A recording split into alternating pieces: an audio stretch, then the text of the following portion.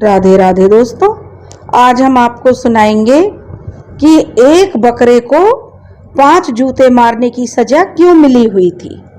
अगर आप हमारे चैनल पर नए हैं तो प्लीज़ हमारे चैनल को लाइक करें, सब्सक्राइब करें और शेयर करें।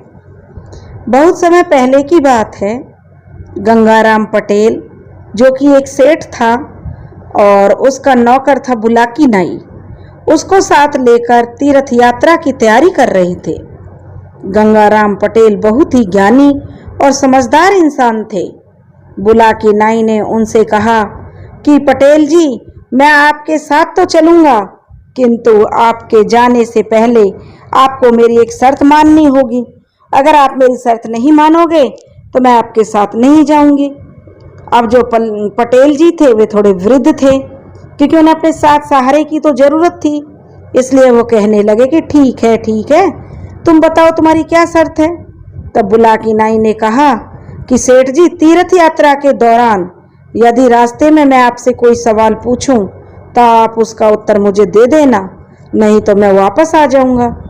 पटेल जी कहने लगे, ठीक है, मुझे स्वीकार है, लेकिन एक दिन में तुम मुझसे एक ही प्रश्न करोगे और जो हम आपस में बातचीत करेंगे वह प्रश्न नहीं मानी जाएगी। तब बुलाकी नाई कहने लगा कि ठीक है। पटेल ने भी उसकी बात को स्वीकार कर लिया। सेठ जी ने कहा कि मुझे तेरी बात स्वीकार है, और नाई ने भी उनकी बात को स्वीकार कर लिया। अब दोनों एक घोड़े पर सवार होकर तीर्थ यात्रा के लिए चल दिए। चलते चलते दिन ढलने लगा। रात की काली छाया चारों तरफ फैल रही थी। तब वे एक नगरी के पास पहुंच गए।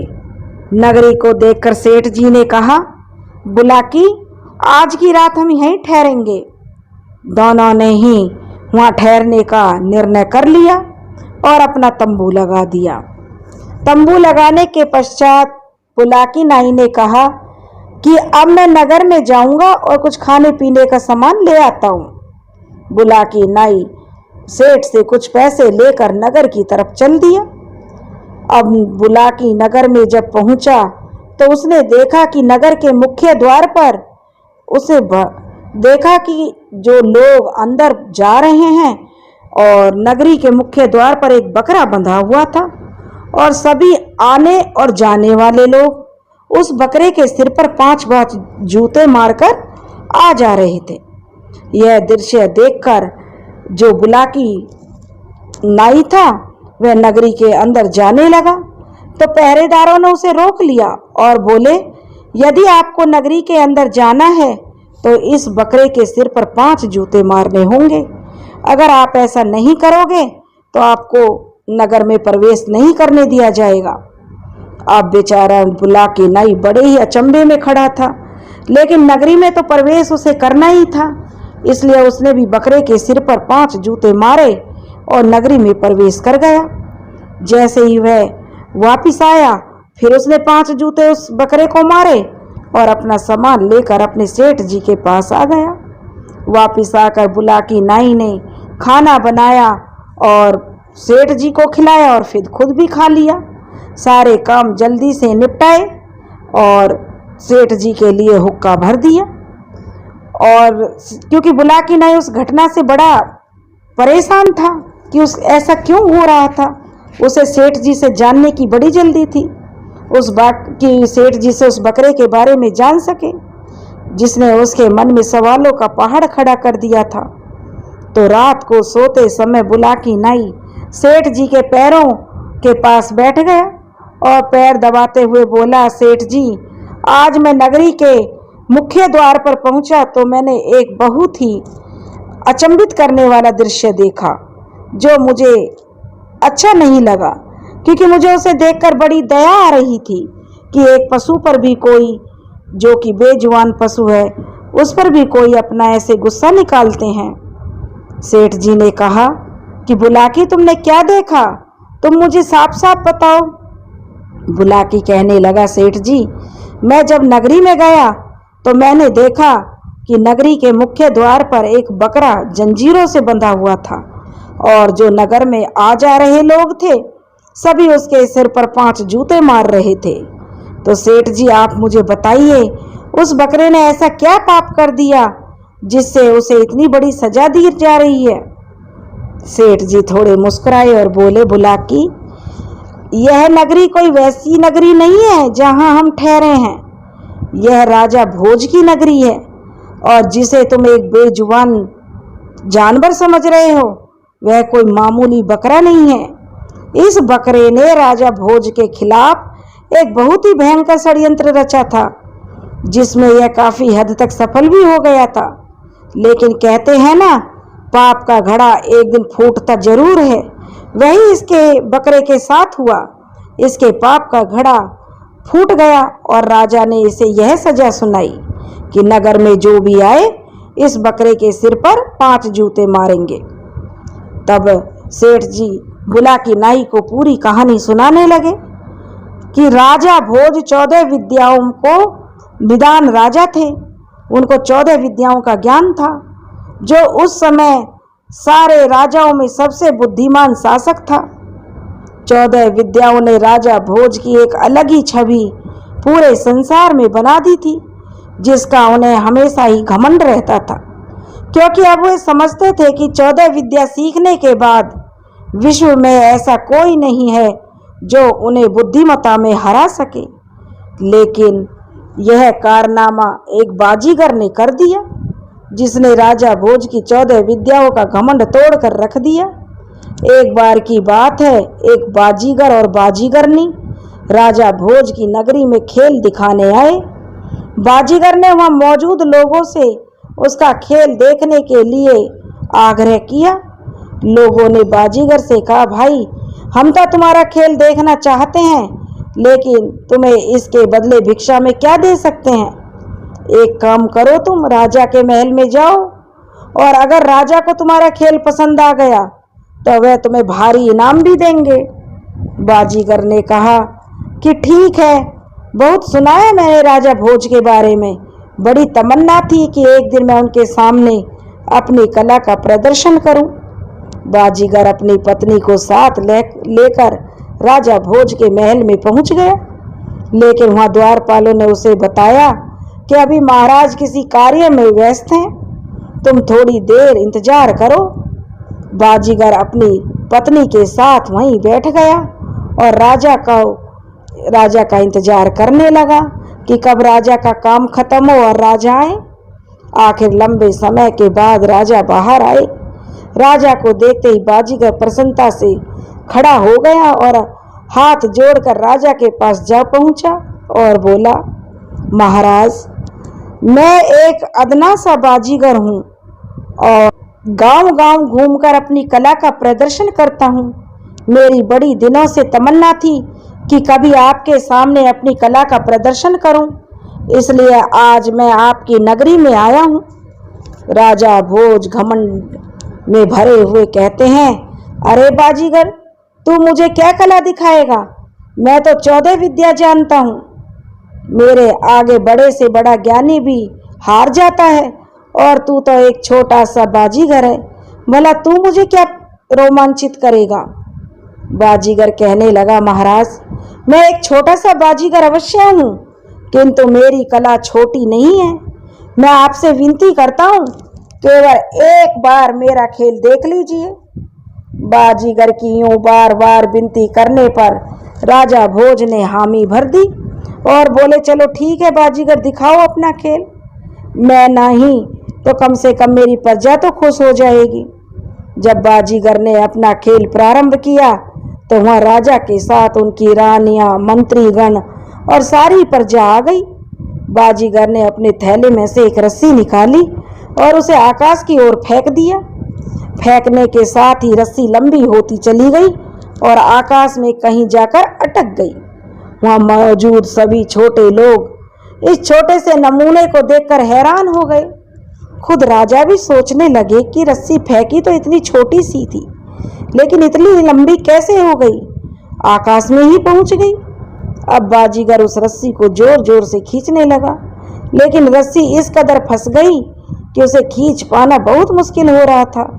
फिर बाजीगर राजा भोज से बोला, क्षमा करें महाराज, मुझे खेल थोड़ी देर के लिए अधूरा छोड़ना पड़ेगा, क्योंकि मुझे ऊपर से देवताओं का संदेश आया है कि ब्रह्मा, विष्णु और महेश में भयंकर युद्ध छिड़ गया है, जिसे शांत करने के लिए मुझे वहां जाना पड़ेगा।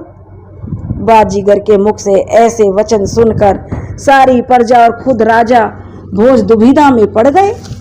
सभी मन ही मन सोचने लगे कि ऊपर देवताओं की लड़ाई हो रही है और उसे छुड़वाने के लिए इस बाजीगर को याद किया गया है। राजा भोज ने भी बड़े हैरत से पूछा कि ऐसा कैसे हो सकता है। फिर उन्होंने हाँ में सिर हिलाया और बोले, ठीक है बाजीगर, पहले तुम देवताओं का युद्ध शांत करा कर आओ। लेकिन जाने से पहले बाजीगर कहने लगा, महाराज आपके सामने मैं एक शर्त रखना चाहता हूँ। राजा ने बोला, ठीक है। शर्त यह थी कि जब तक मैं देवताओं का युद्ध शांत कराकर नहीं आ जाता, मेरी बाजीगरनी आपके पास सुरक्षित रहेगी। इसके जिम्मेदारी मैं आपके ऊपर छोड़कर जा रहा हूँ और वापस आते ही आपसे सबसे पहले अपनी पत्नी को मांगूंगा। राजा एक बार फिर सोच में पड़ गया। ऐसी कौन सी दुविधा आने वाली है जो इस बाजीगर ने यह शर्त मेरे सामने रखी है। भला इसकी पत्नी को यहाँ से कौन ले जाएगा। राजा भोज बोले, ठीक है, मुझे तुम्हारी शर्त मंजूर है। जब तक तुम नहीं आओगे तुम्हारी पत्नी मेरे पास सुरक्षित रहेगी। जैसे ही राजा ने शर्त मंजूर की, बाजीगर ने रस्सी पर चढ़ना शुरू कर दिया और आकाश में जा रही रस्सी पर चढ़ते चढ़ते सबकी निगाहों से बाजीगर जो अदृश्य हो गया। जैसे ही वह चढ़ता गया उसका आकार छोटा होता चला गया था और वह बादलों में अदृश्य हो गया, गुम हो गया, सबको दिखना बंद हो गया। बाजीगर को गए हुए काफी समय हो गया था। वहां मौजूद सभी जन और महाराज भोज बाजीगर के आने की प्रतीक्षा करने लगे। लेकिन थोड़ी देर बाद वहां मौजूद सभी लोगों ने ऐसा दृश्य देखा कि जो उनकी कल्पना से परे था। लोगों ने एक रहस्यमयी सवाल लोगों के लिए वह बन गया। उन्होंने देखा आकाश से बाजीगर का एक कटा हुआ पैर आकर धम से धरती पर गिरा। कटा पैर देखकर सभी सुन्न पड़ गए। सभी की आंखें फटी की फटी रह गईं। फिर दूसरा पैर आ गिरा। फिर बाजीगर के कटे हुए दोनों हाथ आ गिरे। धीरे धीरे बाजीगर का सारा शरीर टुकड़ों के रूप में जमीन पर आ गिरा और अंत में उसका मुख, जिसे देखते ही राजा भोज भी अपने सिंहासन से उठ खड़े हुए और अपने पति के कटे हुए अंग देखकर बाजीगर ने जोर जोर से विलाप करने लगी। राजा और सारी प्रजा के मन में कई तरह के सवाल उठने लगे कि ऊपर क्या हुआ होगा, कैसे हुआ होगा और क्यों हुआ होगा। तरह तरह के सवाल प्रजा के मन में और राजा के मन में आ रहे थे। लोगों ने जब बाजीगर के कटे अंगों को देखकर काफी विचार विमर्श किया कि अब जब उनके पास कोई दूसरा रास्ता नहीं बचा तो राजा ने उसके कटे अंगों को चिता देने का आदेश दे दिया। चिता की बात सुनते ही बाजीगरनी उठ खड़ी हुई और रोते रोते बोली, महाराज मैं अपने पति के साथ सती होना चाहती हूँ। राजा भोज और उनकी रानियों ने बाजीगरनी को खूब समझाने की कोशिश की कि तुम अभी जवान हो, काफी खूबसूरत हो, यूं सती होकर अपना जीवन समाप्त मत करो। लेकिन बाजीगरनी ने तो जिद कर ली थी। बोली, महाराज या तो मेरे पति के साथ सती करो वरना मैं यहाँ मौजूद सभी जनों को श्राप दे दूंगी, जिसकी पीड़ा से आप लोग कभी उबर नहीं पाओगे। श्राप का शब्द सुनते समय बहुत ही मायने रखता था, क्योंकि उस समय श्राप जो दे देता था उसका फल जरूर मिलता था। उस समय श्राप का बहुत मायने रखता था श्राप का शब्द। लोग उससे भयभीत होते थे। खुद राजा भोज भी श्राप का नाम सुनते ही भयभीत हो गए। अब जब खूब समझाने पर भी वह नहीं समझी तो राजा के पास कोई दूसरा रास्ता नहीं बचा। बाजीगर के साथ बाजीगरनी को सती कर दिया गया। लेकिन समस्या यहीं समाप्त नहीं हुई थी। असली समस्या तो अभी आनी बाकी थी। अभी दोनों की चिता ठंडी भी नहीं हुई थी कि राजा और प्रजा ने देखा बाजीगर धीरे धीरे रस्सी से उतरता हुआ वापस आ रहा है। बाजीगर को यूं उतरता देखकर मौजूद सभी लोगों की आंखें खुली की खुली रह गईं। एक बार फिर सबके मन में सवालों का तूफान उठने लगा। अब बाजीगर नीचे पहुंच गया और राजा भोज के सामने आकर बोला, तो बताइए महाराज, कैसी लगी आपको मेरी कला? मैं आकाश में जाकर वापस आया हूँ। राजा और प्रजा तो बहुत ही अचंभित थी। जैसे राजा तो एक बुत बनकर खड़ा हो गया। जैसे मूर्ति की अवस्था में बाजीगर को देखते ही उसके मुख से ना तो आवाज निकली और ना ही कुछ सोच पाया। तभी लोग एक पल बाजीगर को देखते हुए, एक पल उसकी चिता को देखते जो अभी ठंडी भी नहीं हुई थी। अब बाजीगर थोड़ा गुस्सा होने लगा और बोला कि मैंने तो इतना अच्छा खेल का प्रदर्शन किया और कोई भी मेरी प्रशंसा नहीं कर रहा। जब किसी के मुख से बाजीगर के प्रशंसा के स्वर नहीं निकले तो उसने कहा, ठीक है महाराज, आपको और आपकी प्रजा को मेरी कला अच्छी नहीं लगी। मैं तो आपसे कुछ इनाम की आशा करके आया था, लेकिन छोड़ो, मैं किसी और दूसरी नगरी में जाकर अपनी कला का प्रदर्शन करूंगा तो वहां का राजा मुझे जरूर अच्छा इनाम देगा। आप मेरी बाजीगरनी को बुला दीजिए जिसको लेकर मैं यहाँ से निकल जाऊं, क्योंकि मैं अपनी बाजीगरनी को तुम्हारे पास सुरक्षित छोड़कर गया था। राजा भोज एक पत्थर की मूर्ति की तरह बाजीगर को देखते रहे। बाजीगर अपनी पत्नी को ढूंढने लगा, लेकिन जब काफी ढूंढने पर वह नहीं मिली तो बाजीगर ने क्रोध में आकर राजा भोज पर कलंक लगाना शुरू कर दिया। अब राजा को अपनी चुप्पी तोड़नी पड़ी, क्योंकि कोई भी राजा अपने ऊपर यूं लाछन लगते हुए नहीं देख सकता था। राजा भोज बोले, तुम्हारी पत्नी तो तुम्हारे साथ सती हो गई। राजा ने बाजीगर को उसके जाने के बाद की सारी कहानी बताई। बाजीगर बोला, महाराज, आप एक कपटी और झूठे राजा हैं। जरूर आपने मेरी पत्नी को कहीं छुपा दिया होगा। राजा भोज बोले, भला मैं तुम्हारी पत्नी का क्या करूंगा, उसे क्यों छुपाऊंगा? बाजीगर कहने लगा, क्योंकि आप मेरी पत्नी को अपनी रानी बनाना चाहते थे। मेरी बाजीगरनी बहुत सुंदर और रूपमती थी। जैसी स्त्री मेरी बाजीगरनी रूपमती है ऐसी पूरे संसार में नहीं है, और न ही आपकी कोई रानी मेरी बाजीगरनी के बराबर सुंदर है। आप एक चरित्रहीन राजा हैं। सारी प्रजा सुन्न होकर बैठी रही। राजा भोज ने उसे बार बार समझाने की कोशिश की कि मेरा विश्वास करो, मैंने तुम्हारी पत्नी को कहीं नहीं छुपाया, वह तुम्हारे साथ सती हुई है। अब तुम अचानक आकर अपनी पत्नी को मांगते हो तो मैं कहां से ला कर दूं? बाजीगर कहने लगा, मैं नहीं जानता कि एक 14 विद्या जो समझने वाला राजा भी इस कदर झूठ बोल सकता है। मैं स्वयं आपके सामने जिंदा खड़ा हूं तो मेरी पत्नी सती कैसे हो सकती है? या फिर आपके मन में कपट आ गया है? मेरे जाते वक्त आपने मेरी शर्त अनुसार मुझे वचन दिया था कि जब तक मैं नहीं आ जाता आप मेरी पत्नी को सुरक्षित रखेंगे, और जब मैं आ गया हूं तो आप मेरी पत्नी को दे नहीं रहे हो, या आप क्या नाटक कर रहे हो? मुझे आपसे कुछ भी दान नहीं चाहिए, आप केवल मेरी पत्नी को मुझे लौटा दीजिए। राजा भोज बाजीगर से कहने लगे, तुम ये क्या कह रहे हो? बाजीगर, तुम बहुत लाछन लगा रहे हो। तुम जानते नहीं हम राजा हैं और हम तुम्हें सजा दे देंगे। बाजीगर ने कहा, तुम्हें जो सजा देनी है राजा साहब दे सकते हो, किंतु मेरे मरे हुए प्राणी को जिंदा नहीं कर सकते। मैं मरे हुए प्राणी को जिंदा नहीं कर सकता हूँ। राजा भोज बड़े परेशान हो गए। बाजीगर कहने लगा, महाराज, यदि मैंने अपनी पत्नी आपके महल से निकाली तो आप क्या करोगे, क्या समझोगे? राजा भोज बोले, यदि तुमने बाजीगरनी को मेरे महल से निकाला तो यह सारा राजपाट मैं तुम्हारे नाम कर दूंगा।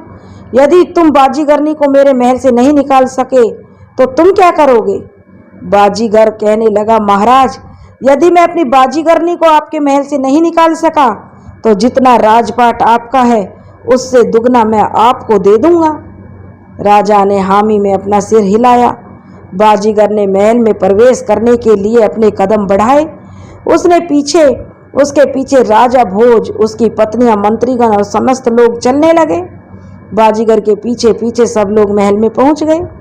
महल में पहुंचते बाजीगर ने जोर से आवाज लगाई, बाजीगरनी, कहाँ हो तुम? आ जाओ, हम चलते हैं। ऊपर से आवाज आई, आती हूँ जी। बाजीगरनी एक कक्ष से बाहर निकली और बाजीगर के पास आ पहुंची। बाजीगरनी को देखकर राजा भोज, समस्त जन अचंभित हो गए। आज मानो सबके लिए एक ऐसा दिन था जहां सबके सामने सवालों का एक पहाड़ खड़ा हो गया। लेकिन जवाब का किसी को नहीं सूझ रहा था कि इसका क्या जवाब दें। बाजीगर बोले, राजा साहब, अब आप क्या सफाई देंगे? मेरी रानी तो आपके महल में से निकली है। राजा भोज कहने लगा, मैं नहीं जानता यह कैसी लीला रची जा रही है, लेकिन मैं एक सच्चा राजा हूँ जो अपनी शर्त के अनुसार यह राजपाट आपको देना चाहता हूँ। बाजीगर कहने लगा, राजा जी, मुझे आपके राजपाट में कोई दिलचस्पी नहीं है। मैं यहाँ केवल आपकी 14 विद्याओं का घमंड तोड़ने आया था, और यह मेरी 15वीं विद्या है जिसे आप अभी तक नहीं जानते। जाते जाते जब बाजीगर और बाजीगरनी ने अपने असली रूप दिखाए तो लोगों के सामने जो सवालों का पहाड़ था वह एक तिनके की भांति बिखर गया। बाजीगर और बाजीगरनी के भेष में आए हुए और कोई नहीं, स्वयं भगवान शिव और माता पार्वती थे। भगवान शिव और माता पार्वती के महल से जाने के बाद राजा भोज गहरी चिंता में डूब गए कि वास्तव में 15वीं विद्या है और बड़ी कमाल की, जिसने मेरे घमंड को चकनाचूर करके रख दिया। अब राजा के आगे एक समस्या थी कि इस विद्या को सीखा कैसे जाए। अचानक राजा को ख्याल आया, भगवान शिव और माता पार्वती जी को उनके महल से काफी दूर जा चुके थे। राजा ने तुरंत अपनी गद्दी से खड़े हुए और भागते भागते महल के बाहर पहुंचे। फिर उसी दिशा में अपने कदम बढ़ाते गए जहां से भगवान शिव और माता पार्वती जा रहे थे। दूर से ही राजा को वे नजर आ गए और उनके पास जाते ही राजा भोज भगवान शिव और माता पार्वती के चरणों में गिर गए और बोले, हे कृपा निधान, आप मेरी समस्या का समाधान करके जाइए। भगवान शिव कहने लगे, महाराज, आप तो 14 विद्याओं का निदान हो शासक हैं, दूर दूर तक आपके नाम की छवि है, फिर आपको क्या समस्या हो सकती है? राजा भोज बोले, हे कृपा निधान, वह मेरी बहुत बड़ी भूल थी, मुझे क्षमा करें। आगे से मैं ऐसी धारणा अपने मन में कभी नहीं लाऊंगा। भगवान शिव कहने लगे, तो अब आइए और आप मुझसे क्या चाहते हैं बताइए। राजा भोज कहने लगे, हे भगवान, हे शिव, मैं 15वीं विद्या सीखना चाहता हूँ, कृपया आप मेरा मार्गदर्शन करें। भगवान शिव बोले, देखो राजन, यह विद्या सीखना इतना आसान नहीं है, यह बेहद कठिन और परिस्थितियों भरा रहता है। इसे सीखने का कोई समय सीमा नहीं है, ना जाने इसे सीखने में कितना समय लगे, तब तक राज्य का काम काज कैसे चलेगा। अच्छा यही होगा कि आप 15वीं विद्या सीखने का विचार अपने मन से निकाल दें। राजा भोज कहने लगा, नहीं नहीं महाराज, चाहे कितना भी कठिन से कठिन कार्य हो मैं करूँगा, चाहे कितना भी वक्त लग जाए मैं वक्त निकालूंगा, कृपया आप मुझे रास्ता दिखाइए। भगवान शिव कहने लगे, तो ठीक है, यहाँ से बहुत दूर हिमालय पर्वत के पास एक बहुत ही घना और भयंकर जंगल है। उस जंगल के बीच में एक सिद्ध पुरुष बाबा अमरा गुरु की कुटिया है। उस कुटिया को आपको ढूंढना होगा। इस बात का ध्यान रखना, जंगल में घोड़ा नहीं जा सकता, आपका घोड़ा जंगल के बाहर ही छोड़ना पड़ेगा और आगे का रास्ता पैदल तय करना पड़ेगा। वहाँ अमरा गुरु तपस्या करते हुए मिलेंगे, आप उनके चरणों में जाकर गिर जाना और 15वीं विद्या सिखाने का अनुरोध करना। हाँ, एक बात का ध्यान रखना, बाबा अपने स्वभाव से काफ़ी कठोर हैं। अगर बाबा तपस्या में लीन हो तो उनकी तपस्या भंग मत करना, नहीं तो वो आपको श्राप भी दे सकते हैं।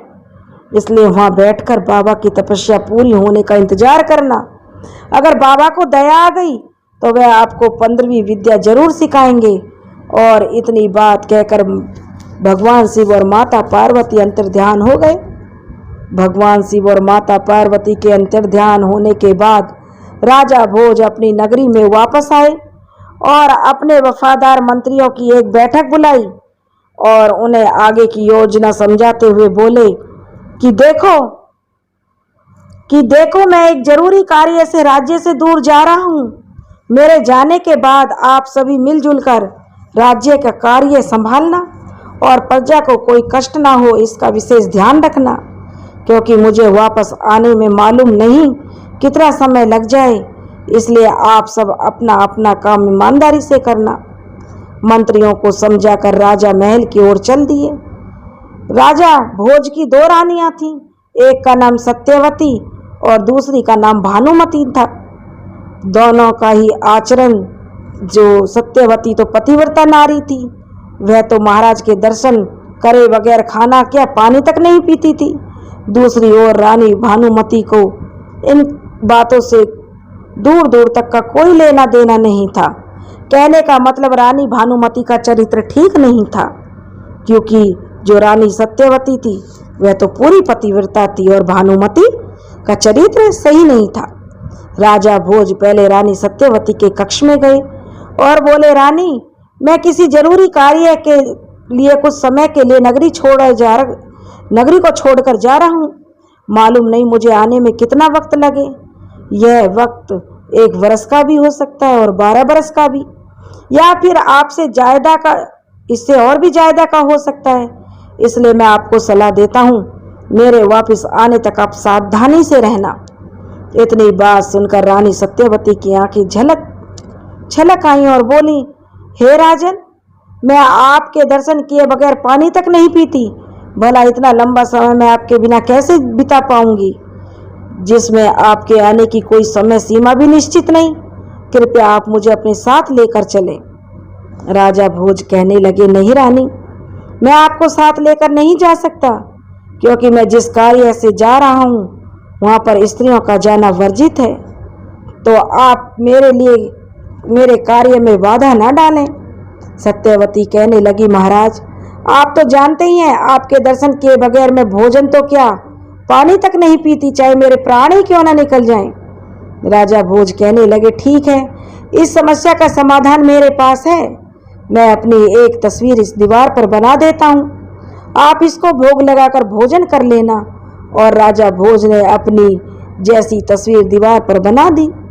सुबह हुई और राजा भोज चलने की तैयारी करने लगे।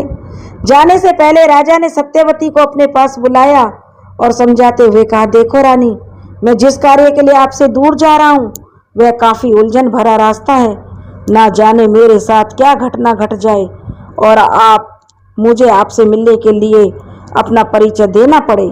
इसलिए मैं आपको अपनी मूंछ का एक बाल देकर जा रहा हूँ, इसे संभाल कर रखना, क्योंकि मैं जब भी वापस आऊँगा तो आपसे सबसे पहले अपनी मूंछ का बाल मांगूंगा। तो आप समझ जाना कि मैं राजा भोज हूँ, और यह बात गुप्त रखना, किसी को मत बताना। रानी ने मूंछ का बाल लिया और एक डिबिया में कैद करके उसे संभाल कर गुप्त जगह पर रख दिया। 15वीं विद्या की खोज में अपनी यात्रा शुरू करने से पहले राजा ने अपने एक पुराने साथी नाई को बुलाने का आदेश दिया। सैनिकों ने तुरंत नाई के पास जाकर राजा की सूचना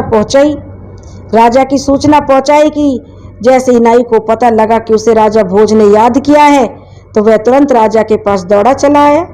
राजा ने उसे आगे की सारी योजना बताई और कहा, हमें कुछ वक्त के लिए राज्य से दूर जाना होगा, इसलिए आपको भी हमारे साथ चलना होगा।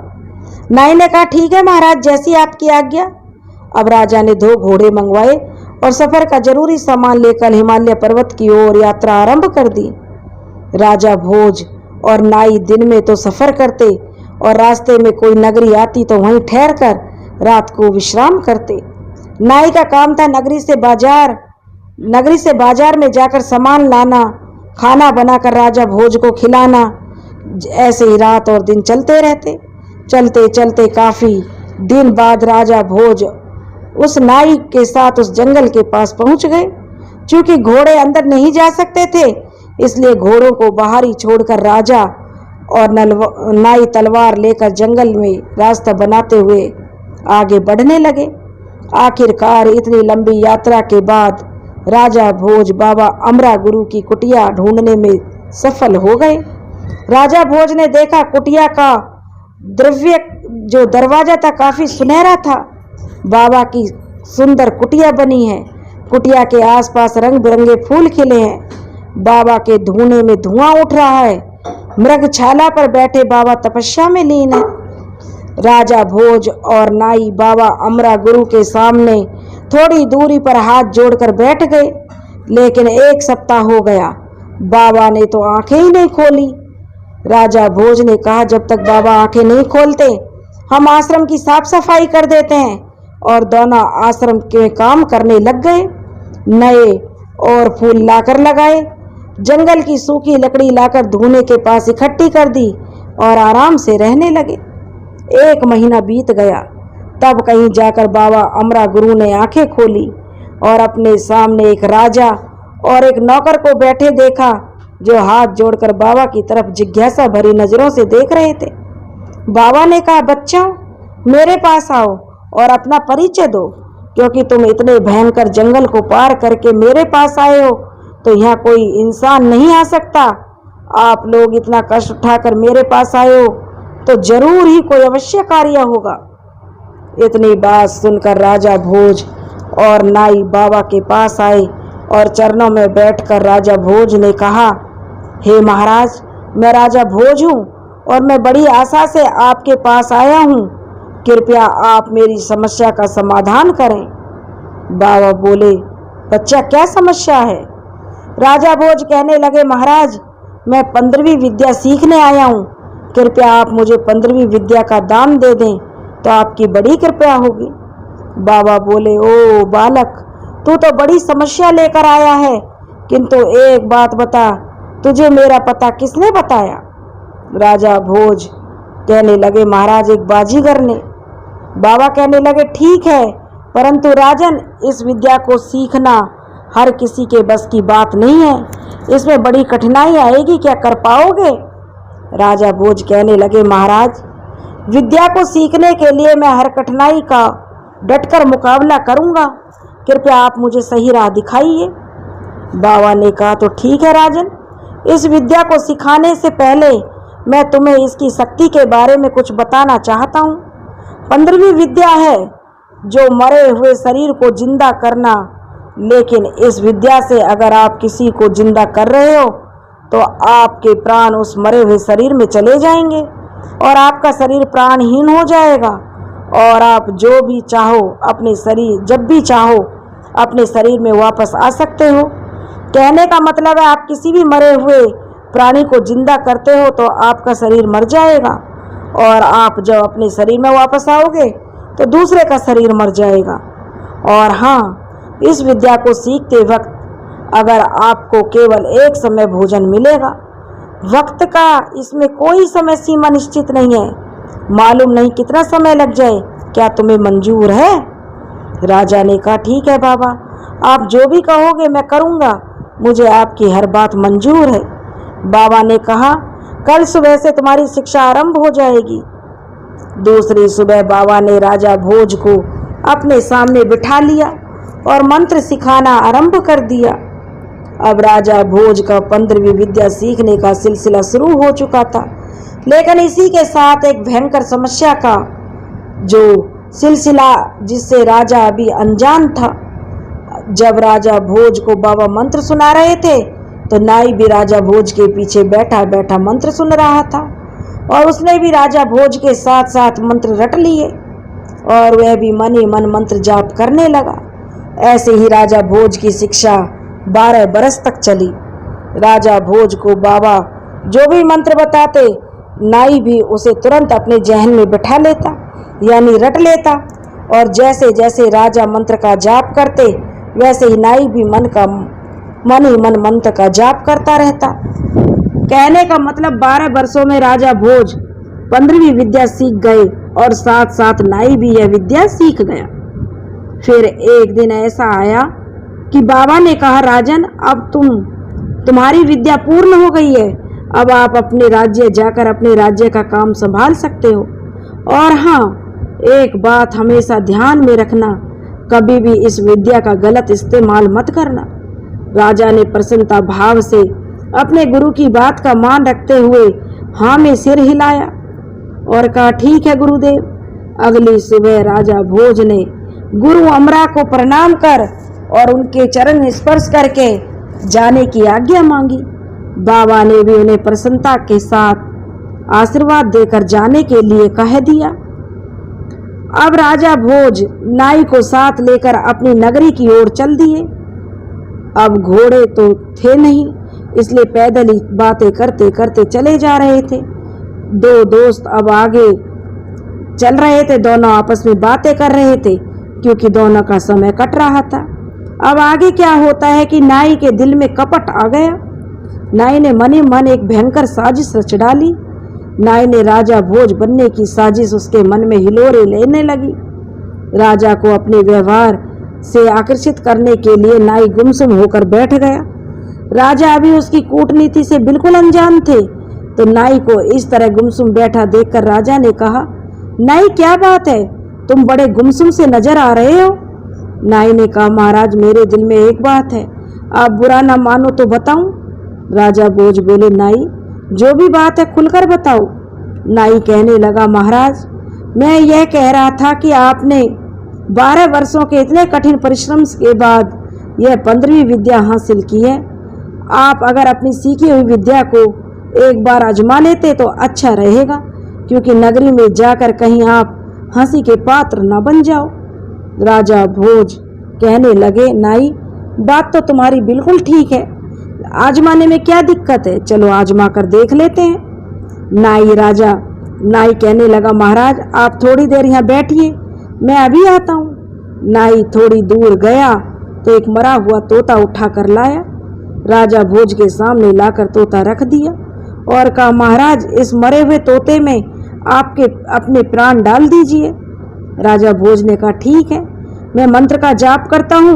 राजा भोज मंत्र पढ़ने लगे और अपने प्राण तोते में डाल दिए। तोता जिंदा हो गया। राजा भोज का शरीर अचेत होकर गिर गया। इधर नाई अपनी साजिश में कामयाब होने लगा था। उसने मौके का फायदा उठाया और तुरंत मंत्र पढ़कर अपने प्राण राजा भोज के शरीर में डाल दिए। अब नाई का शरीर भी अचेत होकर गिर गया। कहने का मतलब है राजा भोज तोता बन गए और नाई राजा भोज बन गया। राजा भोज जो कि तोते के शरीर में है देखकर चकित रह गए कि नाई ने यह विद्या कैसे सीख ली, और बोले, अरे नाई यह तूने क्या कर दिया, तू मेरे शरीर में क्यों आ गया। नाई कहने लगा, महाराज मैं भी अपनी विद्या आजमा रहा था, जो कि मैंने चोरी चोरी आपके पीछे बैठकर सीख ली। राजा भोज गुस्से में कहने लगे, नाई तुमने अपनी मर्यादा के विरुद्ध जाने की कोशिश की है, यह तुम्हारा अपराध है, तुम्हें दरबार में दंड दिया जाएगा। अब तू एक काम कर, अपने शरीर में वापस आ जा और मेरा शरीर जो खाली कर, ताकि मैं अपने शरीर में वापस आ सकूं। नाई कहने लगा, मैं आपको मूर्ख नजर आता हूँ क्या, जो अपने शरीर में वापस चला जाऊंगा। बड़ी मुश्किल से राजा बनने का मौका मिला है, इस अवसर को मैं छोड़ नहीं सकता।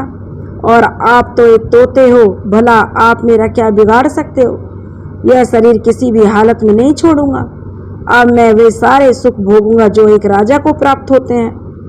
अब नाई अपने रास्ते का आखिरी कांटा हटाने के लिए उस तोते को पत्थर से मारने के लिए भागा, जिससे राजा भोज के प्राण बसे हुए थे। तोता बेचारा क्या करता, जान बचाकर वहां से भाग गया और दूर एक ऊंचे पेड़ की टहनी पर बैठकर नाई को देखने लगा और उदास मन से सोचने लगा कि जिस साथी पर मैंने इतना भरोसा किया उसी ने मेरे साथ इतनी बड़ी गद्दारी कर दी। अब क्या कर सकता हूँ। तोता बैठा बैठा रोने लगा। इधर नाई जो कि राजा भोज के शरीर में था, लकड़ियां और फूस को इकट्ठा किया और अपने नाई के अचेत शरीर को जलाकर राजा भोज की नगरी की तरफ चल दी। नाई ने छल के द्वारा राजा भोज तो खुद बन गया और राजा को एक तोता बनाकर उसी बियाबान जंगल में भटकने के लिए छोड़ दिया। धोखेबाज नाई रात दिन पैदल सफर करता हुआ राजा भोज की नगरी के द्वार पर जा पहुंचा। वहां पहुंचकर वहां मौजूद पहरेदारों ने जैसे ही राजा भोज को देखा, उन्होंने तुरंत इसकी सूचना दरबार में पहुंचाई।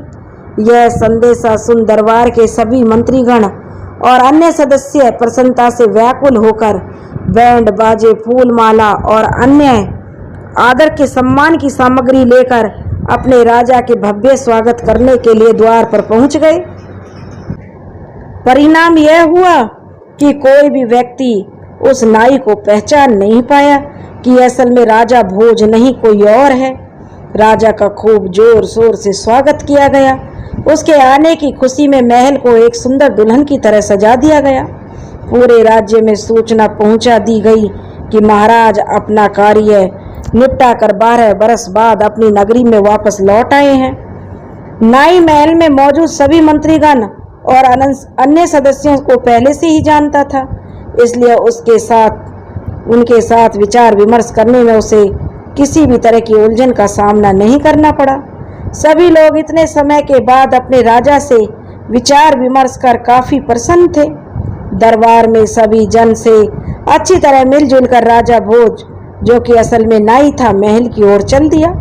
महल के द्वार पर पहुंचा तो वह काफी सुंदर, जो कि छवि की बांदियां थीं, नौकरानी जो थी, उनका स्वागत करने के लिए अपने हाथों में आरती की थाली लेकर खड़ी हुई थी। लेकिन राजा बना नाई रानी को वहां मौजूद न देखकर बोला, रुक जाओ बांदियों, हम तब तक अंदर नहीं जाएंगे जब तक कि हमारी रानी सत्यवती हमारा स्वागत करने नहीं आ जाती। राजा का आदेश सुनकर तुरंत ही सत्यवती को बुलाया गया। रानी सत्यवती अपने हाथों से आरती की थाली लेकर वहां चली आई, किंतु सत्यवती वहां आकर चुपचाप एक तरफ खड़ी हो गई। तब राजा भोज बना नाई रानी से कहने लगा, क्या बात है रानी, क्या आप हमें देखकर खुश नहीं हैं? हम कितने वर्षों के बाद आपके पास लौटे हैं। नजदीक आइए और हमारी आरती करिए और खुशी खुशी हमें अपने कक्ष में लेकर चलिए।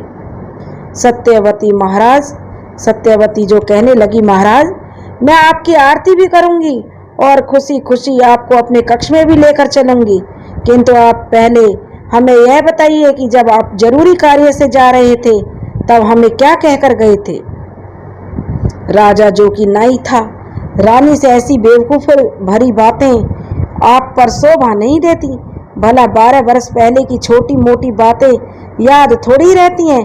आप आइए और हमारी आरती कीजिए। सत्यवती कहने लगी, कभी नहीं, पहले आप हमें उस वार्ता का परिचय दीजिए, हम तभी आपको अंदर ले आने की अनुमति देंगे। राजा बने नाई ने मन ही मन सोचा, यह रानी तो बहुत ही तेज है और बहुत ही उलझी हुई लगती है, यहाँ तो दाल गलने वाली नहीं है। फिर नाई ने अपना रुख भानुमती की महल की तरफ कर लिया। जब नाई रानी भानुमती के महल के द्वार पर पहुंचा तो देखा कि भानुमती पहले से ही राजा के स्वागत के लिए आरती का थाल लेकर खड़ी है। वह राजा को इतने लंबे समय के बाद देखकर काफी प्रसन्न थी। उसने खुशी खुशी उसकी आरती उतारी और अपने कक्ष में ले गई। रानी भानुमती के महल में नाई खूब सुख सुविधाओं का आनंद उठा रहा था। धीरे धीरे आधी रात हो गई। भानुमती को तो नींद आ गई, किंतु नाई को कहाँ नींद आने वाली थी। अब उसके जहन में एक डर बैठ गया था, एक चिंता सताई जा रही थी। वह चिंता थी उस तोते की, क्योंकि उस तोते में खुद राजा भोज बसे थे, जो मनुष्य की भांति बोल सकते थे। अब उसका यही डर था कि कहीं वह तोता उड़ता उड़ता नगरी तक ना आ जाए, कहीं मेरे सारे भेद ना खोल दे। इस समस्या से निदान पाने के लिए नाई ने एक खतरनाक योजना बनाने लगा। यहाँ तो नाई अपनी बुद्धि का परिचय देते हुए योजना बनाने लगा।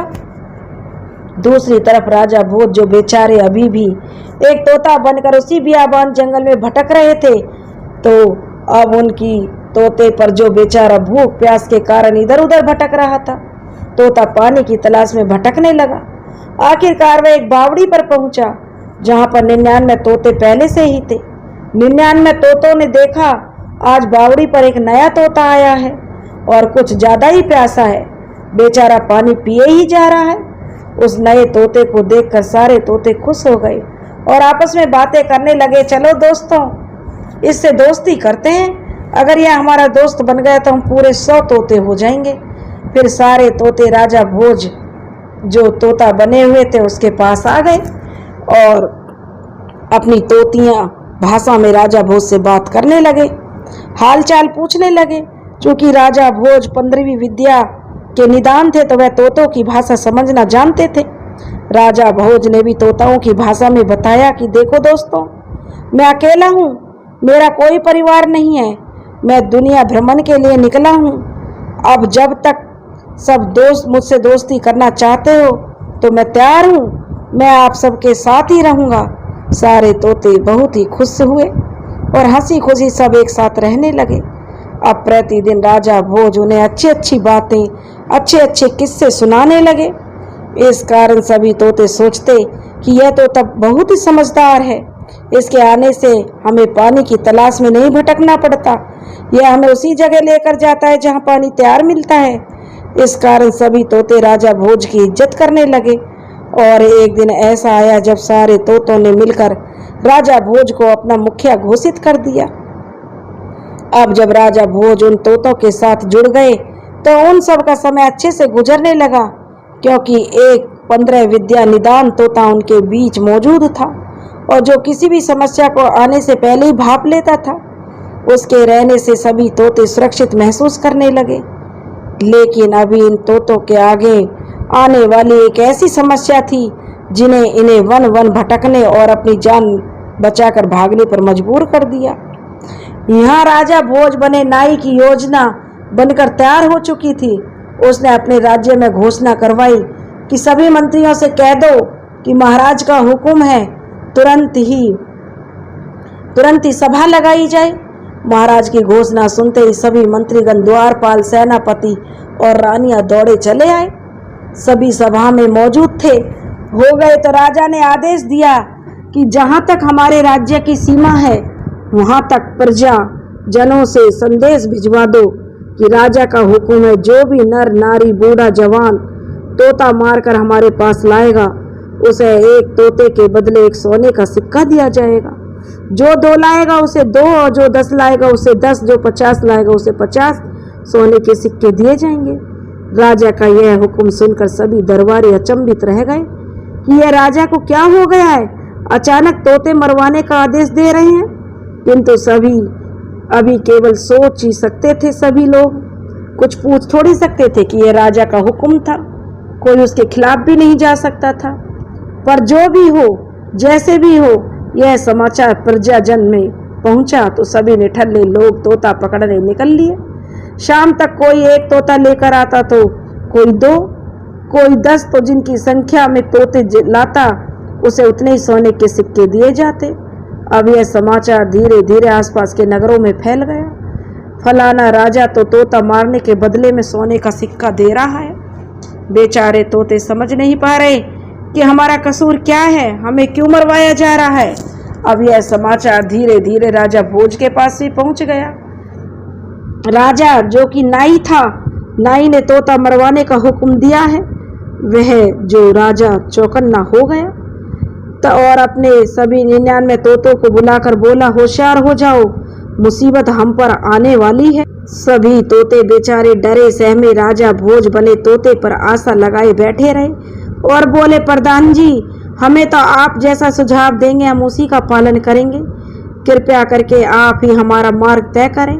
राजा भोज अब 99 तोतों की सुरक्षा का भार अपने कंधे पर ले लिया। वह अपनी चतुराई से उन सभी दोस्तों को बचाते रहे, लेकिन होने को तो कुछ और ही मंजूर था। एक दिन सभी 100 तोते रात के समय पेड़ पर बैठे आपस में मंत्रणा कर रहे थे। तभी उनमें से एक तोते ने देखा कि एक शिकारी अपने कंधे पर धनुष बाण और कमर पर दरांत बांधे हुए हाथ में बोरा लिए उनकी दिशा की तरफ बढ़ा चला रहा है। उसने तुरंत अपने प्रधान जी यानी राजा भोज को इसकी सूचना दी। शिकारी को यूं आता देखकर राजा भोज ने तुरंत एक योजना बनाई और सभी तोतों को समझाया, देखो, उड़ने की गलती बिल्कुल मत करना, क्योंकि उसके हाथ में धनुष बाण है। अगर हमने उड़ने की कोशिश की तो हम में से 2 या 3 तो जरूर मारे जाएंगे, इसलिए जैसा मैं कहता हूँ वैसा ही करना। सभी डरे सहमे और भयभीत तोतों ने तुरंत हामी में सिर हिला दिया। फिर राजा भोज उन्हें अपनी रणनीति समझाते हुए बोले, देखो, पहले यह शिकारी पेड़ के पास आएगा और एक पेड़ पर इतने सारे तोते देखकर प्रसन्न हो जाएगा, जिसके परिणाम स्वरूप यह लालच में सारे तोते पकड़ने की सोचेगा, जिसके लिए यह हम पर बाण तो नहीं चलाएगा, क्योंकि बाण चलाने से वह 2 या 3 तोते ही पकड़ सकता है, बाकियों को नहीं। आप सबको एक नाटक करना होगा जिससे शिकारी सोचे कि यह तो पहले से ही मरे हुए हैं। कहने का मतलब यह है कि आप अपनी गर्दन इस कदर लटका दो जिससे ऐसा लगे कि हम मरे हुए हैं। फिर शिकारी ऊपर पेड़ पर चढ़ेगा और हमें एक एक करके नीचे गिराएगा। तब आप लोग एक बात का विशेष ध्यान रखना, जैसे ही शिकारी एक तोते को नीचे पटकेगा वैसे ही आवाज आएगी फट, फिर दूसरे को पटकेगा तो उसकी आवाज भी गिरने की फट जैसे आवाज आएगी, तीसरे की आएगी, चौथे की आएगी। पट की आवाज को गिनते रहना, क्योंकि धीरे धीरे वह हम सबको नीचे पटकता रहेगा। और जैसे ही पट की 100वीं आवाज पूरी हो जाए तब सारे एकदम उड़ जाना। इससे फायदा यह होगा कि उस वक्त शिकारी तो पेड़ पर होगा और हम सबको भागने में समय मिल जाएगा और हम कामयाब हो जाएंगे। इस वक्त उसके पास धनुष बाण भी नहीं होंगे। सभी तोतों ने कहा कि ठीक है प्रधान जी, और सभी तोते पेड़ की टहनियों पर गर्दन लटका कर लेट गए जैसे कि सभी मरे हुए हों। अब शिकारी पेड़ के पास पहुंचा और एक ही पेड़ पर इतने सारे तोते देखकर काफी प्रसन्न हो गया। इतने सारे तोते उसे बड़ा धनवान बना सकते थे। वह मन ही मन भगवान को धन्यवाद करते हुए बोला, भगवान तू कितना दयालु है, मुझे एक ही जगह इतने सारे तोते मिल गए, वे भी मरे हुए, मुझे हत्या भी नहीं करनी पड़ी और ढेर सारे सोने के सिक्के भी मिल जाएंगे। शिकारी ने अपना धनुष बाण और बोरा पेड़ के नीचे एक साइड में रख दिया और प्रसन्नता से व्याकुल शिकारी एक एक करके तोता पेड़ पर चढ़कर नीचे पटकने लगा। शिकारी अपना कार्य शुरू कर चुका था। वह एक एक कर सभी तोते को नीचे पटकने लगा। जैसे ही एक तोता नीचे गिरता पट की आवाज होती, सभी तोते उस आवाज की गिनती करने लगे। आवाज की गिनती 99 तक पहुंच गई। अंत में बचे थे राजा भोज, जिनको शिकारी नीचे फेंकने ही वाला था कि उससे पहले शिकारी का दांत धरती पर गिर गया। अब तो 100 की गिनती पूरी हो चुकी थी।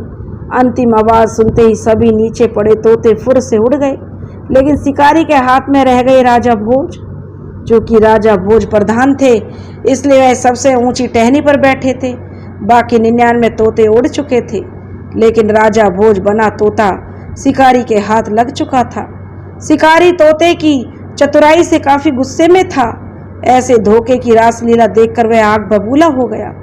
शिकारी राजा भोज बने तोते से बोला, मेरे साथ तुमने बड़ा धोखा किया है, लेकिन मैं तुझे अपने हाथों से जाने नहीं दूंगा।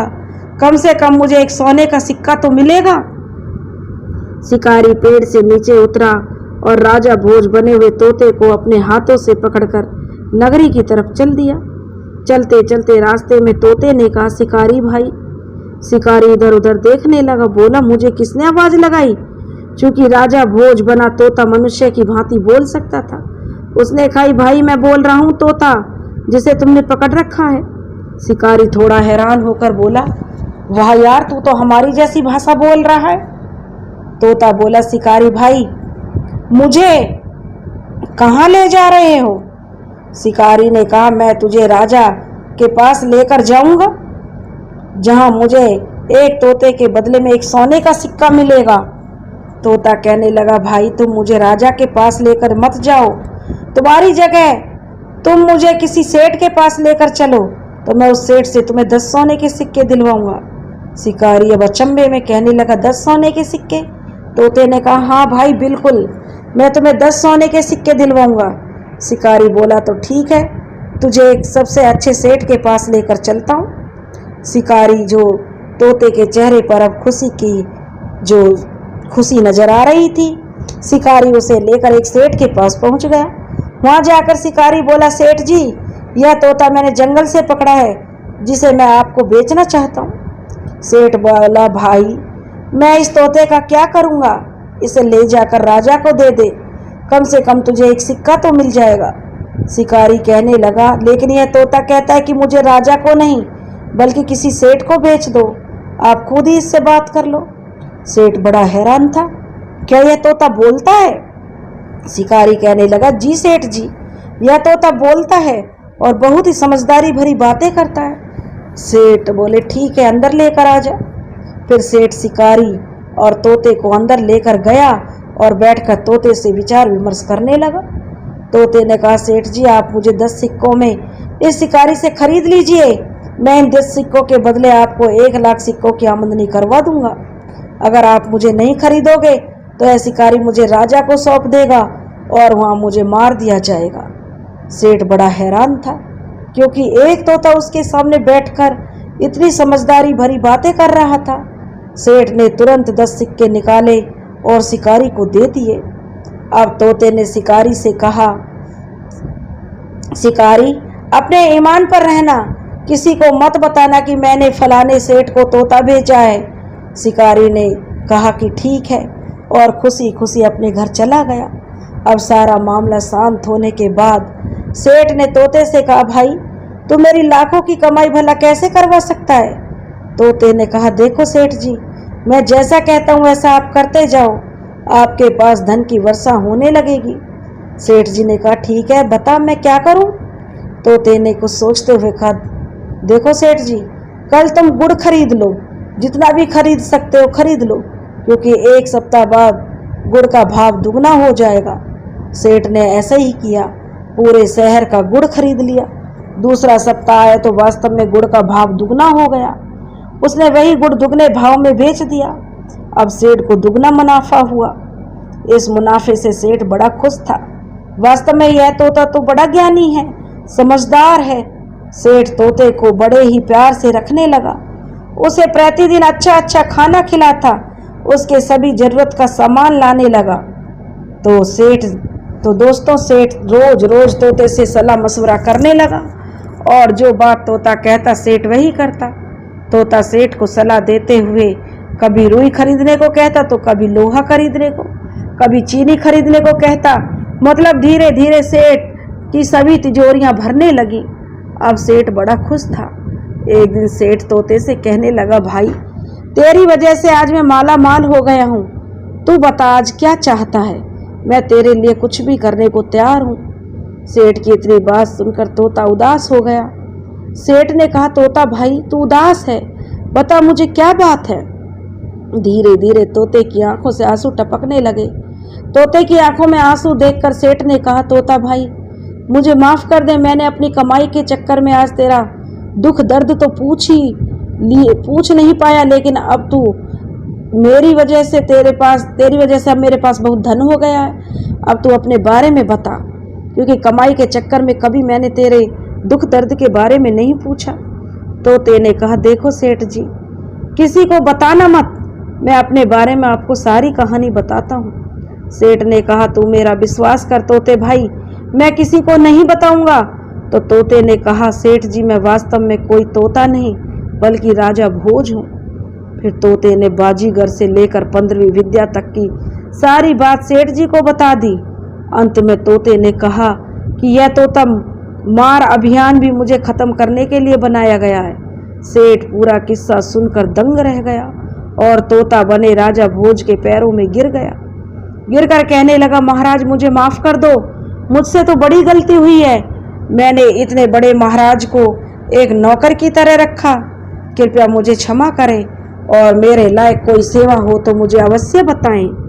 तोते ने कहा कि आपकी कोई गलती नहीं है, मुझे मेरे कर्मों का दंड मिला है, लेकिन आप कुछ कर सकते हो तो मुझे किसी भी तरीके से एक बार छुपाकर रानी सत्यवती के पास पहुंचा दो, आपकी बड़ी कृपा होगी। सेठ कहने लगा, ठीक है महाराज, मैं किसी भी तरीके से आपको रानी सत्यवती के महल लेकर पहुंचूंगा, चाहे मुझे कितने भी खतरों का सामना क्यों ना करना पड़े। सेठ अपने वचन के अनुसार राजा भोज बने तोता को रानी सत्यवती से मिलाने के लिए काफी आतुर था। फिर एक दिन उसने योजना बनाई और तोते को अच्छी तरह छुपाकर राजा भोज की नगरी की तरफ चल पड़ा। 2-4 दिन की यात्रा करने के बाद वह राजा भोज की नगरी में पहुंच गया। रानी सत्यवती के महल के बाहर जाकर बैठ गया। क्योंकि यह मसला इतना गंभीर था, वह किसी को भी इसके बारे में नहीं बता सकता था।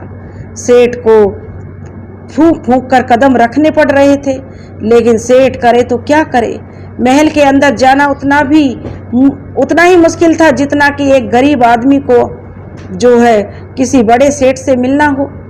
सेठ महल के बाहर बैठा रहा, उम्मीद लगाए कि भगवान एक रास्ता जरूर निकालेगा। अचानक सेठ ने देखा कि एक बांदी महल से बाहर आई। सेठ ने तुरंत अपना दिमाग दौड़ाया और आगे का काम यह बांदी ही कर सकती है। वह उसके पास भागा और तुरंत बांदी के पास पहुंच गया। सेठ ने बांदी से कहा, बहन कृपया आप मेरा एक कार्य कर दीजिए, मुझे किसी तरह से एक बार रानी सत्यवती से मिलवा दीजिए। बांदी गुस्से में कहने लगी, क्या कह रहे हो, क्या रानी सत्यवती से मिलने दूं? हमारी रानी के इतने बुरे दिन नहीं आए हैं कि वह राह चलते किसी से भी ऐरे गहरे से मिले, जाओ चले जाओ यहाँ से। सेठ कहने लगा, बांदी आप किसी तरह यह समाचार रानी तक पहुंचा दो कि एक सेठ बहुत दूर से पैदल यात्रा करते हुए एक गंभीर समस्या लेकर आपसे मिलने आया है। इसके बदले मैं आपको 50 सोने के सिक्के दूंगा। 50 सोने के सिक्कों का नाम से बांदी के चेहरे पर चमक आ गई। उसने मनी मन सोचा, इतने से काम के 50 सोने के सिक्के मिलेंगे तो इसमें क्या हर्ज है। बांदी कहने लगी, आओ सेठ, पहले मुझे 50 सोने के सिक्के दो, तभी मैं रानी के पास जाकर आपका समाचार पहुंचाऊंगी। सेठ ने तुरंत उसे 50 सोने के सिक्के थमा दिए। सिक्के अपने पल्लू में बांधकर वह दौड़ती हुई रानी सत्यवती के पास गई और रानी से बोली, महारानी, एक सेठ बहुत दूर से पैदल सफर करते हुए आपसे मिलने आया है। शायद बेहद गंभीर समस्या पर विचार करना चाहते हैं। यदि आप आज्ञा दें तो मैं उन्हें बुलाऊं। रानी सत्यवती कहने लगी, ठीक है बांदी, उसे हमारे पास लेकर आओ। बांदी भागी हुई गई और सेठ को रानी सत्यवती के महल के भीतर ले आई। जब सेठ रानी के पास पहुंचा तो रानी ने देखा कि सेठ की आंखें छलक रही थी। उसने हाथ जोड़कर रानी से विनती करी कि रानी, केवल 1 मिनट में आपसे अकेले वार्ता करना चाहता हूँ। रानी सत्यवती का कोमल हृदय की महिला थी। किसी अनजान व्यक्ति की आंखों में पानी देखकर उसका कलेजा पसीजने लगता था। रानी ने तुरंत सभी बांदियों और पहरेदारों को वहां से जाने का आदेश दिया। जैसे ही सब बाहर गए, सेठ ने अपनी चादर हटाई और तोता बने राजा भोज को बाहर निकाला और बोला, महारानी, यह कोई और नहीं बल्कि स्वयं राजा भोज हैं। किसी अनजान के मुख से ऐसे शब्द सुनते रानी का हृदय जोर जोर से धड़कने लगा। वह इस पहेली को समझ नहीं पा रही थी। राजा भोज, वह भी एक तोता, कैसे? रानी के हृदय में सवाल बढ़ते जा रहे थे। एक क्षण के लिए वह मौन हो चुकी थी। फिर सेठ ने धीरे से कहा, रानी, आप इन्हें संभालिए, मेरा कार्य यहीं समाप्त होता है। बाकी की दास्तां स्वयं राजा भोज आपको बता देंगे। रानी अपने हृदय को सहलाती हुई बोली, रुको सेठ जी, जब तक कि यह सिद्ध नहीं हो जाता कि यह राजा भोज है, आप यहीं रहेंगे। यदि आपकी बात सच साबित हुई तो राजा भोज के आने की खुशी में आपके नाम पर एक भव्य समारोह किया जाएगा, और यदि आप मेरे साथ कोई मजाक कर रहे हैं तो आपको ऐसा दंड दिया जाएगा जिसकी कल्पना आपने कभी नहीं की होगी। रानी और सेठ की इतनी बातें सुनकर उस पीछे छिपे बैठे तोते ने धीरे से कहा, रानी, क्या आज भी आपके पास हमारी मूंछ का बाल सुरक्षित रखा है? यह कथन सुनते ही रानी बोलती बोलती एकदम सुन्न पड़ गई। वह धीरे धीरे अपनी नजरें उस राजा की तरफ घुमाई जिसकी आंखों में जिज्ञासा के आंसू बह रहे थे। उसने कहा, स्वामी, इतने वर्षों बाद मिलकर भी इस अवस्था में मिले हो? उसने उन्हें गले लगाकर रानी फूट फूट कर रोने लगी। रानी ने सेठ का तहे दिल से धन्यवाद दिया और उन्हें मेहमान गृह में ठहरने को कहा। रानी ने बांदियों को बुलाकर आदेश दिया कि यह सेठ हमारे शाही मेहमान हैं, इन्हें किसी भी तरह की कोई समस्या नहीं होनी चाहिए। सेठ ने मुस्कुराकर अपना सिर हिलाया और मेहमान गृह की ओर चले दिए। अब जो रानी थी, रानी ने राजा भोज, जो कि तोता थे, अपनी पूरी दास्तान सुना डाली। राजा भोज ने कैसे नाई ने उनके साथ इतना बड़ा धोखा किया है।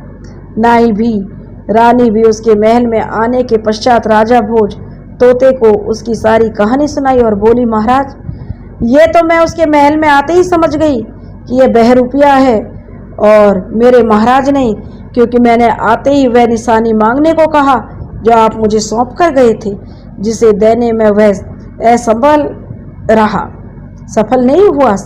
वह समझा ही नहीं कि मैं क्या कह रही हूँ और नए नए बहाने बनाने लगा। इतनी बात सुनने के बाद रानी सत्यवती बोली, महाराज, आप एक 15 विद्या निदान शासक हैं, तो कृपया आप ही समस्या का समाधान करिए। नाई कितना भी चालाक क्या न हो, वह केवल 15वीं विद्या जानता है, किंतु राजा भोज पूरी 1 से लेकर 15 विद्या तक सभी जानते थे। अब असली राजा भोज को रानी सत्यवती का साथ मिल चुका था। उन्होंने इस दुख से छुटकारा पाने के लिए गंभीर योजना बनाई और रानी सत्यवती से बोले, राजा भोज, जो कि तोता थे, बोले, देखो रानी, केवल सेठ और आपको ही मालूम है कि मैं महल में आ चुका हूँ और किसी को भी इसकी सूचना नहीं है और ना ही मिलनी चाहिए। अब जो मैं आगे कहूँगा आपको वही करना होगा। रानी सत्यवती कहने लगी, जी महाराज, आप जैसा कहेंगे वैसा ही मैं करूंगी। कृपया करके आप मुझे आगे की योजना बताइए। राजा भोज कहने लगे, रानी, सबसे पहले आप सैनिकों से कहकर एक मरा हुआ बकरा मंगवाइए और एक बांदी से कहकर नाई के पास संदेश भिजवाइए जिसमें आप उससे माफ़ी मांगते हुए महल में आने का आग्रह करना चाहती हैं। फिर मुझे किसी ऐसे स्थान पर छिपा दीजिए जहां से केवल मैं आपको देख सकूं, आप लोग मुझे ना देख सको। रानी सत्यवती राजा भोज की पूरी योजना अच्छी तरह समझ चुकी थी। फिर उसने योजना के अनुसार एक बांदी को बुलाया और उसके द्वारा रानी ने राजा भोज बने नाई तक यह संदेश भिजवाया जिसमें रानी राजा से माफ़ी मांगते हुए अब उन्हें महल में बुलाना चाहती है। बांदी रानी का संदेश लेकर तुरंत राजा बने नाई के पास गई जो रानी भानुमती के महल में विश्राम कर रहा था। वहां जाकर बांदी राजा जो कि नाई था उससे बोली, महाराज, रानी सत्यवती ने आपको याद किया है। वह अपने कर्मों पर पश्चाताप करते हुए आपसे माफ़ी मांगना चाहती है। रानी ने आपके साथ सभी मंत्रीगणों को भी आमंत्रित किया है ताकि वह सबके सामने आपसे माफ़ी मांग सके। कृपया अब आप चलिए। रानी आपकी आरती करते हुए महल में आपका भव्य स्वागत करना चाहती है। यह सारी बात बांदी ने राजा बने नाई को हाथ जोड़कर कह डाली। राजा जो कि नाई था आखिरकार कहने लगा, आखिरकार रानी सत्यवती को अकल आ ही गई।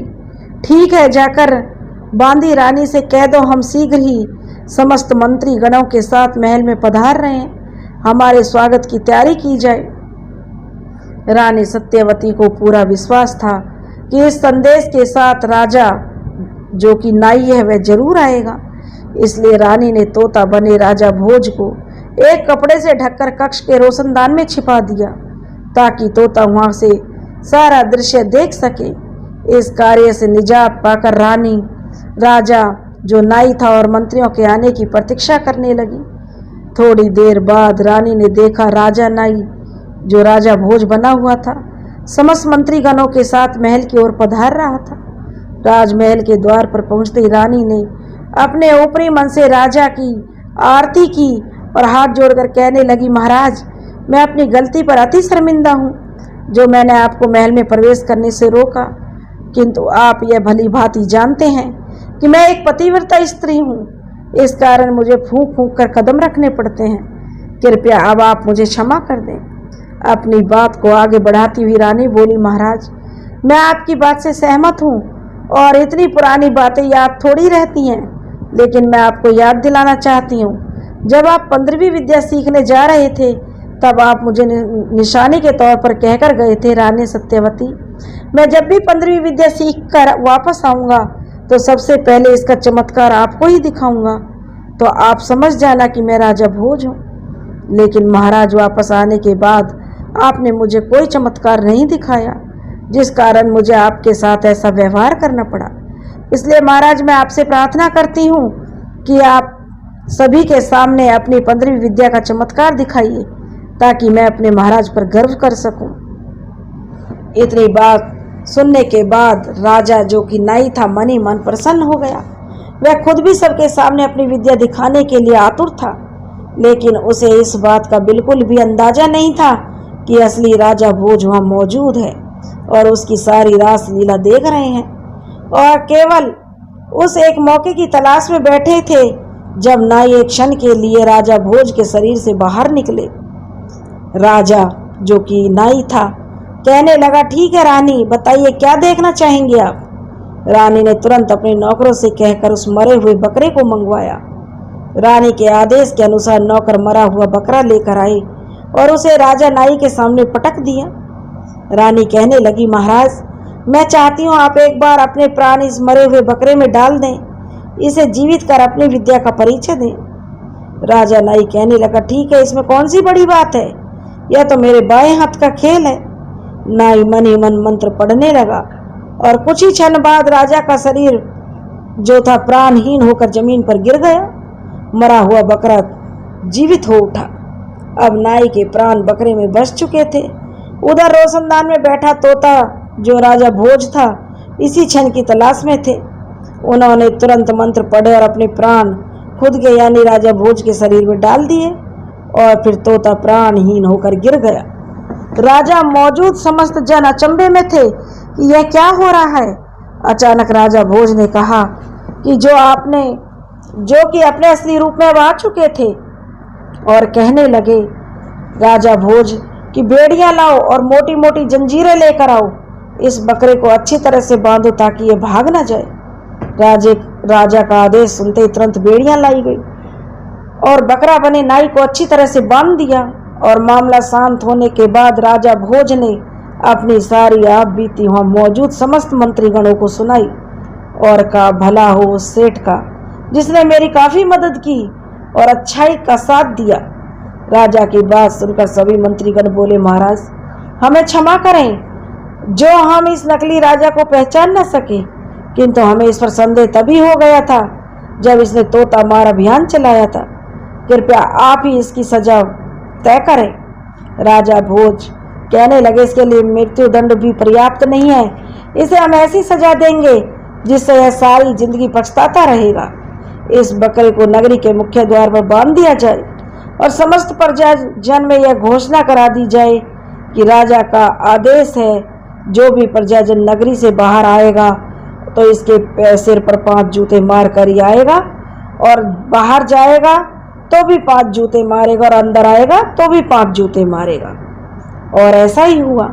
बकरे को नगरी के मुख्य द्वार पर बांध दिया गया और वहां बैठे पहरेदार जो सख्त आदेश दिया पहरेदारों की, कोई भी आए या जाए वह इसको 5 जूते जरूर मारे। अगर वह इसको जूते नहीं मारेगा तो उसे नगरी में प्रवेश नहीं किया जाएगा। इसलिए इसे 5 जूते मारे बगैर कोई नहीं आ जा सकता। इधर राजा ने मरे हुए तोते का अंतिम संस्कार कर दिया। अंतिम संस्कार बहुत आदर सत्कार के साथ किया, उसे बहुत सम्मान दिया। अब राजा भोज अपना राज्य जो था उसका राज्य भी अपनी खुशी से संभाल लिया। दोस्तों, यह राजा भोज का घमंड तोड़ने वाली कहानी थी और राजा भोज को कैसे समय से गुजरना पड़ा, कैसे नाई ने राजा भोज के साथ छल किया। अब जो सेठ था उसने बुला की नाई की सारी जो उसके मन में उथल पुथल मची हुई थी उसकी सारी जिज्ञासा को शांत कर दिया और बुला की नाई और सेठ सो गए अगली सुबह यात्रा करने के लिए। दोस्तों, अगर आपको हमारी कहानी पसंद आई हो तो प्लीज़ हमारे चैनल को लाइक करें, सब्सक्राइब करें और शेयर करें। राधे राधे।